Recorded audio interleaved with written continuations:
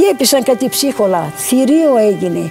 Τα ψίχολα δεν τα πετάνε, τα ψίχολα πας στο ντουβάρι, τα πουλόπα έρχονται. Ο πρώτος της λόγος ήταν αυτός, τι θα πει η Παναγία. Έλεγε η ίδια ότι κάθε μέρα δηλαδή, έρχεται η Παναγία και συνομιλώ μαζί της. Παναγία μου γορπά γίνομαι εγώ σε σε, Παναγία μου λελεύωσε, Παναγία μου λελεύωσε.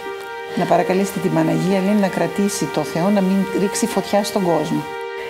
Και σηκώνει το πρωί, έλα Παπαθεόφιλε, έλα να δεις η Παναγία τι έκανε εμένα. Και εκείνος έμεινε με το στόμα ανοιχτό.